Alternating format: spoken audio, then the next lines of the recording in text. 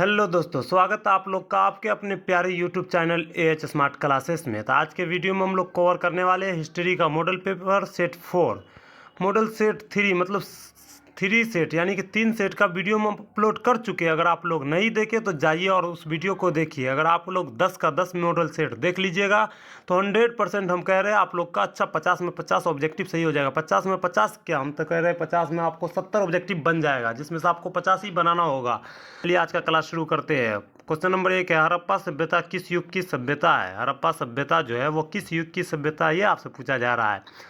तो आप लोग ऑप्शन पहले पढ़िए, उसका बाद इसका आंसर आपको बताना है। इसका राइट ऑप्शन क्या हो जाएगा? कांस्य युग सभ्यता। जिसका भी राइट ऑप्शन बी आ रहा है उसका बिल्कुल सही जवाब है। चलिए अगला क्वेश्चन करते हैं।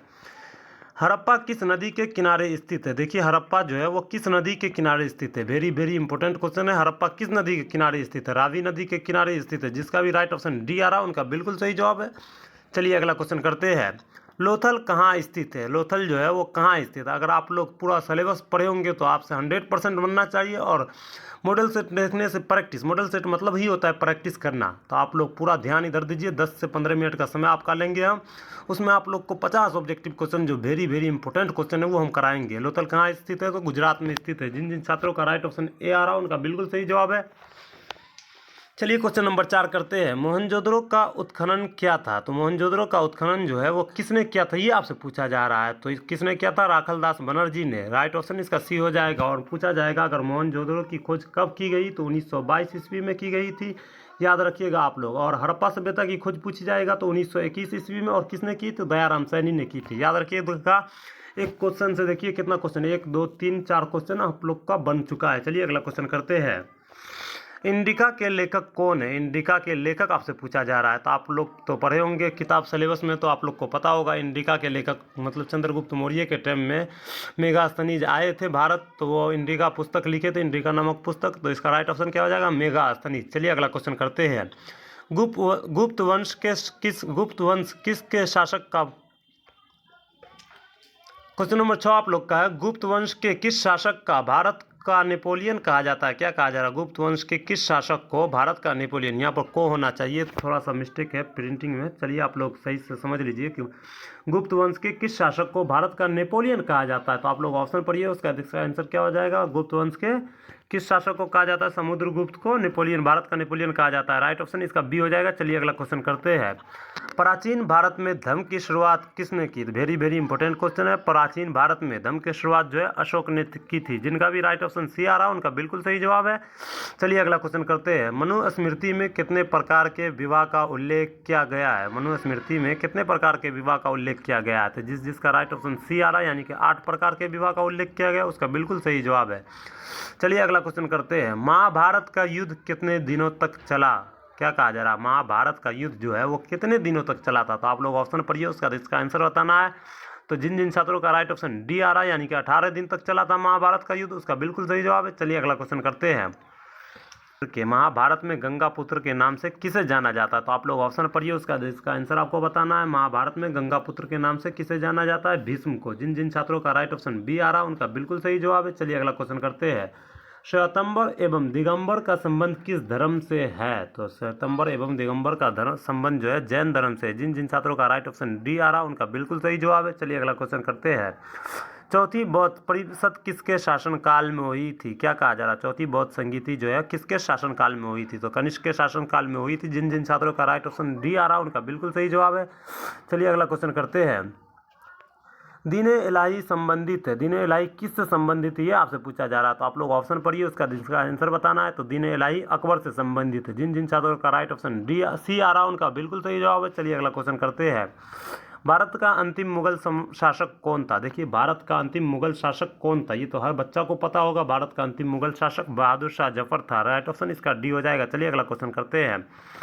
जजिया किससे लिया जाता था? जजिया जो है वो किससे लिया जाता था, ये आपसे पूछा जा रहा था। आप लोग ऑप्शन पढ़िए, उसका इसका आंसर बताना है। जजिया जो जिम्मियों से लिया जाता था। राइट ऑप्शन जिन जिन छात्रों का राइट ऑप्शन डी आ रहा है उनका बिल्कुल सही जवाब है। जजिया जिम्मियों से लिया जाता था। चलिए अगला क्वेश्चन करते हैं।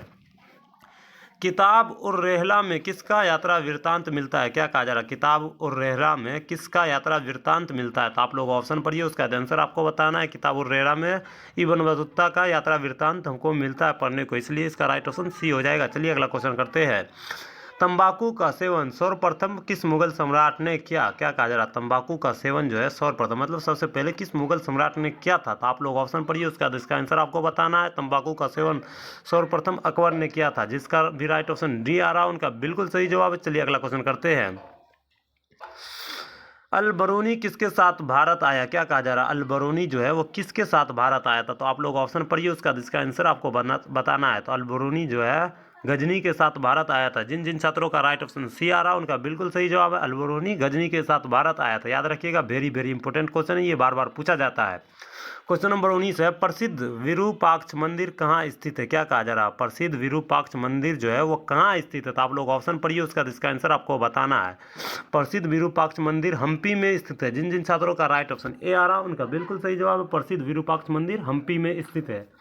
अगला क्वेश्चन आप लोग का आयंगर व्यवस्था संबंधित है। तो आयंगर व्यवस्था किससे संबंधित, ये आपसे पूछा जा रहा था। आप लोग ऑप्शन पढ़िए, उसका इसका आंसर आपको बताना है। तो इसका राइट ऑप्शन क्या हो जाएगा? विजयनगर साम्राज्य से आयंगर व्यवस्था संबंधित है। चलिए अगला क्वेश्चन करते हैं। विजयनगर का महानतम शासक कौन था? विजयनगर का महानतम शासक जो है वो कौन था, ये आपसे पूछा जा रहा था। आप लोग ऑप्शन पढ़िए, उसका इसका आंसर क्या हो जाएगा? विजयनगर का महानतम शासक कृष्णदेव राय थे। इनका राइट ऑप्शन बी हो जाएगा। चलिए अगला क्वेश्चन करते हैं। कबीर शिष्य थे। कबीर किसके शिष्य थे, ये आपसे पूछा जा रहा था। आप लोग ऑप्शन पढ़िए, उसका इसका आंसर आपको बताना है। कबीर जो है रामानंद के शिष्य थे। राइट ऑप्शन इसका सी हो जाएगा। चलिए अगला क्वेश्चन करते हैं। क्वेश्चन नंबर 23 है, उत्तर भारत में भक्ति आंदोलन का आरंभ किस संत ने किया? क्या कहा जा रहा है? उत्तर भारत में भक्ति आंदोलन का आरंभ जो है वो किस शासक ने किया था? तो आप लोग ऑप्शन पढ़िए, उसका इसका आंसर बताना है। तो उत्तर भारत में भक्ति आंदोलन का आरंभ जो है रामानंद ने किया था। राइट ऑप्शन ए हो जाएगा। और क्या कहा जा रहा है? कबीर शिष्य थे। कबीर किसके शिष्य थे? तो रामानंद के शिष्य थे। और रामानंद ने उत्तर भारत में भक्ति आंदोलन का आरंभ किया था। तो याद रखिएगा आप लोग, पूरा पॉइंट बाय पॉइंट आपको याद करना है। चलिए अगला क्वेश्चन करते हैं। सर्वप्रथम विजयनगर की यात्रा पर आने वाला विदेशी यात्री कौन थे? क्या कहा जा रहा है? सर्वप्रथम मतलब सबसे पहले विजयनगर की यात्रा पर आने वाला विदेशी यात्री जो था वो कौन था? तो आप लोग ऑप्शन पढ़िए, उसका इसका आंसर क्या हो जाएगा? Niccolo Conti. सर्वप्रथम मतलब सबसे पहले विजयनगर जो आया था विदेशी यात्रा, वो निकोलो कोंटी थे। याद रखिएगा आप लोग। चलिए अगला क्वेश्चन करते हैं। बीजक में किसके उपदेश संग्रहित है? तो आप लोग ऑप्शन पढ़िए, उसका इसका आंसर आपको बताना है। बीजक में किसके उपदेश संग्रहित है? तो आप लोग ऑप्शन पढ़ लिए, तो इसका राइट ऑप्शन क्या हो जाएगा? कबीर के। बीजक में कबीर के उपदेश संग्रहित है। राइट ऑप्शन जिसका भी ए आ रहा है, उनका बिल्कुल सही जवाब है। चलिए अगला क्वेश्चन करते हैं। निजामुद्दीन औलिया किस सूफी सिलसिले से संबंधित है? क्या कहा जा रहा है? निजामुद्दीन औलिया जो है किस सूफी सिलसिले से संबंधित है? तो आप लोग ऑप्शन पढ़िए, उसका इसका आंसर आपको बताना है। तो निजामुद्दीन औलिया चिश्ती सूफी सिलसिले से संबंधित है। राइट ऑप्शन जिनका भी ए आ रहा है, उनका बिल्कुल सही जवाब है।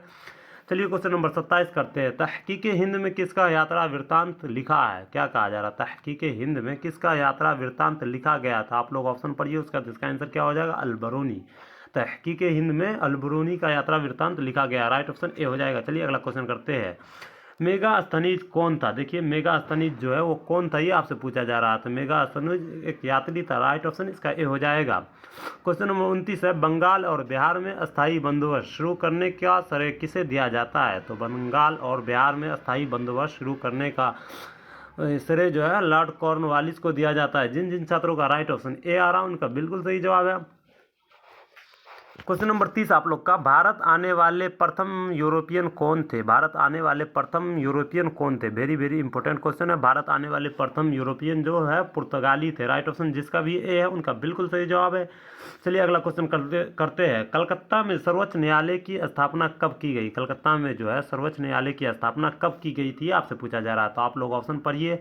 अगर आप लोग ऑप्शन पढ़ चुके हैं तो इसका राइट ऑप्शन क्या हो जाएगा? 1773 ईस्वी में कलकत्ता में सर्वोच्च न्यायालय की स्थापना की गई थी। याद रखिएगा कितना में? 1773 ईस्वी में। बहुत इंपॉर्टेंट क्वेश्चन है। अगला क्वेश्चन, चलिए क्वेश्चन नंबर 32 करते हैं। पुर्तगालियों ने गोवा पर कब अधिकार किया? पुर्तगालियों ने गोवा पर कब अधिकार किया? वेरी वेरी इंपॉर्टेंट क्वेश्चन है। आप लोग को ऑप्शन देखना है, उसका इसका आंसर बताना है। पुर्तगालियों ने गोवा पर 1510 ईस्वी में अधिकार किया था। जिन जिन छात्रों का राइट ऑप्शन डी सी आ रहा है, उनका बिल्कुल सही जवाब है। क्वेश्चन नंबर 33 है, संस्थाल विद्रोह कब हुआ? देखिए संस्थाल विद्रोह जो है वो कब हुआ, बार बार पूछा जाता है ये क्वेश्चन। संस्थाल विद्रोह कब हुआ? तो याद रखना आप लोग को, संस्थाल विद्रोह 1855 ईस्वी में हुआ था। जिन जिन छात्रों का राइट ऑप्शन डी आ रहा है, उनका बिल्कुल सही जवाब है। और अगर पूछा जाएगा संस्थाल विद्रोह के नेता कौन थे, तो सिद्धू और कान्हू। याद रखिएगा।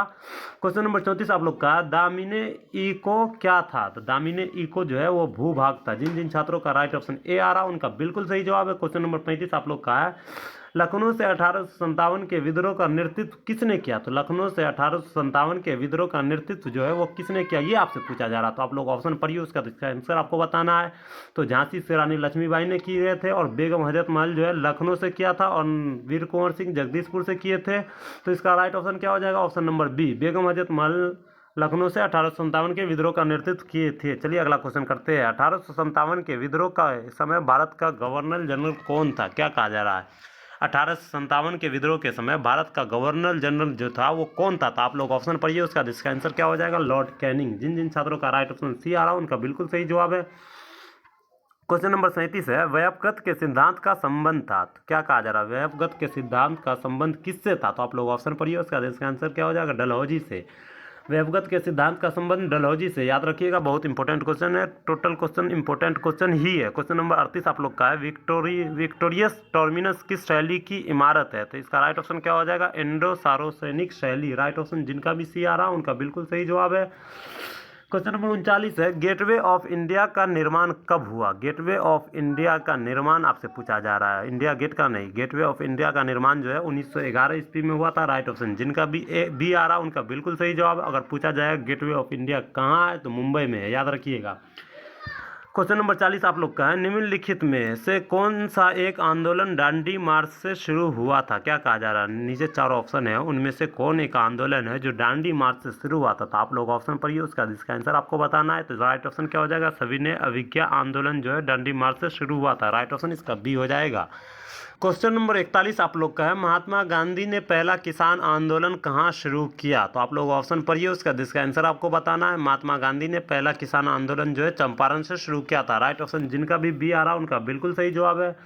क्वेश्चन नंबर 42 आप लोग का है, असहयोग आंदोलन कब प्रारंभ हुआ? तो असहयोग आंदोलन जो है वो कब प्रारंभ हुआ था, ये आपसे पूछा जा रहा। तो आप लोग ऑप्शन पढ़िए, उसका जिसका आंसर आपको बताना है। असहयोग आंदोलन जो है 1920 ईस्वी में शुरुआत हुआ था, इसलिए इसका राइट ऑप्शन क्या हो जाएगा? बी। असहयोग आंदोलन 1920 ईस्वी से प्रारंभ हुआ था। क्वेश्चन नंबर 43 है, साइमन कमीशन भारत कब आया? क्या कहा जा रहा है? साइमन कमीशन भारत कब आया? तो आप लोग ऑप्शन पढ़िए, उसका जिसका आंसर बताना है। साइमन कमीशन भारत जो आया था 1928 ईस्वी में आया था। राइट ऑप्शन इसका क्या हो जाएगा? बी। क्वेश्चन नंबर 44 आप लोग का 1919 के अधिनियम को कहा जाता है। तो देखिए क्वेश्चन समझने वाला है। 1919 के अधिनियम को कहा जाता है, क्या कहा जाता है? तो आप लोग ऑप्शन पढ़िए, उसका इसका आंसर आपको बताना है। तो रॉलेट एक्ट जो है 1919 ईस्वी में ही हुआ था, लेकिन इसका राइट ऑप्शन ए नहीं होगा, बल्कि इसका राइट ऑप्शन हो जाएगा सी। मॉन्टेग्यू चेम्सफोर्ड सुधार एक्ट को 1919 के अधिनियम को कहा जाता है। क्या कहा जा रहा है? 1919 के अधिनियम को क्या कहा जाता है? मॉन्टेग्यू चेम्सफोर्ड सुधार एक्ट, याद रखिएगा। क्वेश्चन नंबर 45 आप लोग का है, जालियांवाला बाग हत्याकांड कब हुआ? क्या कहा जा रहा है? जालियांवाला बाग हत्याकांड जो है वो कब हुआ था? तो आप लोग देखिए ऑप्शन, चारों ऑप्शन में 1919 है, इसलिए आप लोग को कन्फ्यूजन नहीं होना है, आपको डेट बाय डेट याद करना है। जालियांवाला बाग हत्याकांड 13 अप्रैल 1919 ईस्वी को हुआ था। राइट ऑप्शन जिनका भी ए आ रहा है उनका बिल्कुल सही जवाब है। क्वेश्चन नंबर 46 है, बंगाल के विभाजन की घोषणा कब हुई? क्या कहा जा रहा है? बंगाल के विभाजन की घोषणा जो है वो कब हुई? तो बंगाल विभाजन 1905 ईस्वी में हुआ था। राइट ऑप्शन इसका ए हो जाएगा। चलिए अगला क्वेश्चन करते हैं, पाकिस्तान शब्द किसने दिया? क्या कहा जा रहा है? पाकिस्तान शब्द जो है वो किसने दिया था? तो आप लोग ऑप्शन पढ़िए, उसका जिसका आंसर आपको बताना है। पाकिस्तान शब्द, अक्सर बच्चा इसमें गलती कर बैठते हैं। पाकिस्तान शब्द किसने दिया था? तो चौधरी रहमत अली ने पाकिस्तान शब्द दिया था, लेकिन ज़्यादातर बच्चा किस में टिक लगा देते हैं? मोहम्मद अली जिन्ना में, तो वो बिल्कुल गलत है। पाकिस्तान शब्द जो है किसने दिया? चौधरी रहमत अली, याद रखिएगा। अगला क्वेश्चन आप लोग का है, भारतीय राष्ट्रीय कांग्रेस की पहली महिला अध्यक्ष कौन थी? क्या कहा जा रहा है? भारतीय राष्ट्रीय कांग्रेस की पहली महिला अध्यक्ष जो है वो कौन थी? तो आप लोग ऑप्शन पढ़िए, उसका इसका आंसर क्या हो जाएगा? Annie Besant. राइट ऑप्शन जिनका भी ए आ रहा है उनका बिल्कुल सही जवाब है। क्वेश्चन नंबर 49 आप लोग का है, भारतीय संविधान कब लागू किया गया? भारतीय संविधान जो है वो कब लागू किया गया? तो आप लोग ऑप्शन पढ़िए, उसका इसका आंसर आपको बताना है। भारतीय संविधान जो है 26 जनवरी 1950 ईस्वी को लागू किया गया था। जिन जिन छात्रों का राइट ऑप्शन डी आ रहा है उनका बिल्कुल सही जवाब है। क्वेश्चन नंबर 50 आप लोग का है और लास्ट क्वेश्चन है, स्वतंत्र भारत के प्रथम राष्ट्रपति कौन थे? स्वतंत्र भारत के प्रथम राष्ट्रपति कौन थे? आप लोग ऑप्शन पढ़ चुके हैं, तो इसका राइट ऑप्शन आपको बताना है। स्वतंत्र भारत के प्रथम राष्ट्रपति डॉक्टर राजेंद्र प्रसाद थे। जिन जिन छात्रों का राइट ऑप्शन ए आ रहा है उनका राइट ऑप्शन सी आ रहा है उनका बिल्कुल सही जवाब है। चलिए चलिए आज का क्लास यहीं पर ख़त्म करते हैं। अगर अभी तक आप लोग वीडियो को लाइक नहीं किए तो प्लीज़ इस वीडियो को लाइक कर दीजिए और कमेंट में ज़रूर बताइएगा कैसा लगा आज का क्लास, और ज़्यादा से ज़्यादा इस वीडियो को शेयर कीजिएगा अपने दोस्तों के पास ताकि सबका रिजल्ट अच्छा हो और हमारा भी हौसला बुलंद हो। चलिए मिलते हैं अगले वीडियो में, बाय।